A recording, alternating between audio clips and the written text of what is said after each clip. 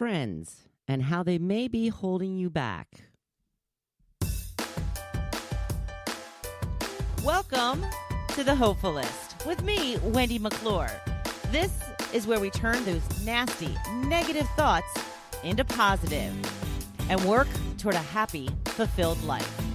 Now, let's get started. Thank you so much for joining me today on the Hopefulist. So happy to have you here. Now, if you aren't following me on social media, I please urge you to do so. It's at the Hopefulist on Facebook and TikTok. That's right. I'm a TikToker. And if you are on Instagram, it's _Hopefulist. So again, that is Instagram. Find me anywhere. I'm everywhere. I'm on Twitter. I'm on Twitter as Wendy McClure. So please, if you are not following me, please do so. I would most appreciate it. And share me with your friends. You know, if you are following me on social media, invite your friends to follow as well so they can get their daily dose of inspiration and positivity. Today, we are talking about friends. You know, it's funny. We all love the sitcom Friends. There's very few people that I know that did not watch that show. And we just recently changed our cable company. We actually got rid of cable and we decided to go with YouTube TV. And ironically, we had very little channels with our cable. We had like just a step above basic, which was, you know, a handful of channels. We basically got nothing. We really didn't get ESPN. We didn't get HGTV. We didn't get TBS. We didn't get anything. And it was still outrageously expensive. Now, ironically, we went with YouTube TV because it was so much cheaper, but then they upped how much our internet was, so we're still paying more. So, you know, you just can't win sometimes. But we have so many more channels now. So I have TBS. I have Nick at Night again. I have all of these channels I never had before. So I'm reintroduced to Friends, which I didn't get to see for many, many years because we didn't get those channels. So I've been watching a lot of the sitcom Friends. And I got to tell you, oh boy, that is just such a great show. Just such a good show. So, but that's what we're talking about today. We're talking about friends. We all wish we could have had a group of friends like on Friends, right? I also thought that it would be so awesome to have a group of friends like on Sex and the City. But I'm going to start out with the quote of the day, which comes from Unknown. There is nothing better than a friend unless it's a friend with chocolate. Oh, yeah, hello. I'll take me some chocolate. So yeah, starting off there with a little bit of a, a little funny. And I'm doing this particular podcast on a Friday, so I'm in the mood for a little bit of funny. So as we are talking about friends, it's not always the greatest thing, all of the friends that we have in our lives. They say that you are the combination of the 5 people you hang out with the most. So think about those people right now. Who are they? Is it your spouse, your kids, coworkers? Which friends do you spend the most time with? Maybe it's a sibling. So think about the personality traits and qualities each of these people have. Which ones do you admire and want to be more like? Which ones do you not like and wish you weren't exposed to so often? Part of human nature is mirroring. We start doing it as a child and it continues into adulthood. Whether we realize it or not, we start to act like the people that are around us. It's why statements like misery loves company are oftentimes true. Because when you are around someone who is down all the time, they tend to bring you down too. When you are with someone who complains about everything in life, it will lead you to look at what is wrong in your own life. On the flip side, mirroring goes both ways. If you hang out with people who are happy, optimistic, and grateful, you will likely feel those things too as you hang out with them.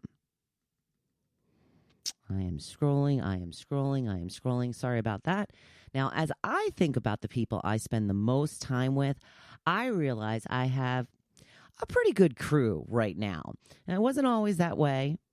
Mostly I was the Debbie Downer of the group. We know now that has changed, so that's a good thing.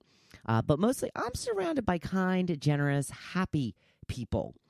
Now, my husband, he is sweet and thoughtful, and he makes me more of those things.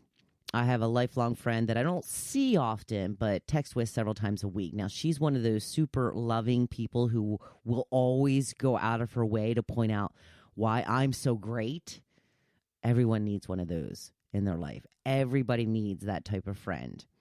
I have another friend from high school who I spend time with just for fun.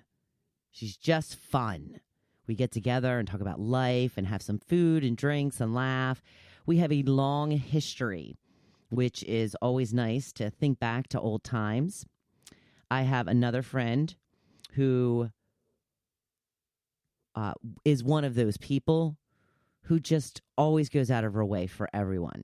She tries to make everyone happy and makes them feel special.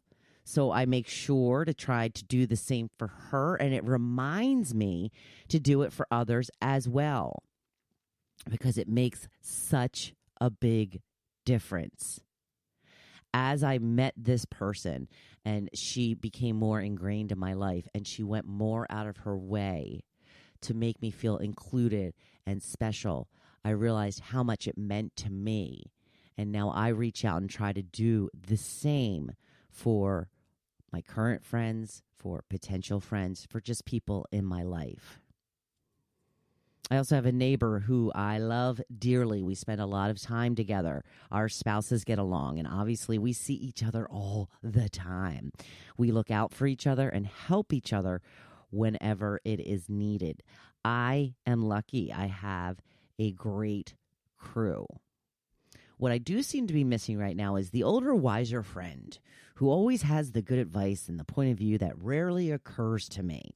Now, I've had these several times throughout my life, and that's why I know there's one missing right now. They are the best. These are the people that make you think. These are the people who help you grow into a better version of you. So I'm taking applications right now. Who wants to be my older, wiser friend? You don't even have to be older. You just have to be wiser, It's that person that always opens your mind up just a little bit, or you're struggling over a problem and something that I say is just like, oh, yes, of course that's it. Now, it's important to have someone in your life that is not really like you as well. We all tend to gravitate towards people who are like us. That is human nature. But when you are spending time with people who are not just like you, it will give you more of an open mind and can help you understand people who aren't really like you. Now, I worked for a cleaning company one summer that employed a lot of workers from overseas. We had people from Russia, Turkey, the Dominican Republic, and it was really cool to get to know these people and how different their lives in these other countries were. Although the real takeaway was that we are much more similar than we are different. We all want the same things. We all want to be happy and healthy, and we all want those we love to be happy and healthy. But it's always good to be around people who can open your own world up a bit. So, have you done an inventory of the type of friends and what they bring into your life? It's worth mentioning. It's worth mentioning that there will always be people that try to bring drama into your life. There are those that thrive on gossip and tearing others down so they can feel superior. Now, my advice is stay away from these people, because the one thing I've learned is if they are talking about others with you, they are also talking about you with others. And as much as I hate to admit it, as much as it pains me, I still see cliques and drama from people at my age. I have people in my life that I know talk trash about me, and that's fine. They can do them, and I will do me. But I will try to avoid spending time with them. If they want to talk about me, it's only conjecture because I don't let them get close enough to really know anything about my life. You know those people. I always thought as we got older, things like this would stop happening, but no, it doesn't seem to be. I still sometimes feel like I'm in high school with some of the drama I see in certain groups of friends, and it just makes me sad. There's really nothing you can do about it except take yourself out of the equation. So limit or eliminate your time with them. It's really the best that you can do. I've always said that we women, when we get together, we can lift each other up, empower and encourage each other to do anything we set our minds to. But we are equally as good at tearing other women down, at tearing each other down, judging them, talking about them in unkind ways. Which one do you want to be? Do you want to be the one who empowers others or the one who tears them down? Because you can only be one. So think about your behavior when around different groups of women. Process the thoughts you have about them and why. There could be jealousy.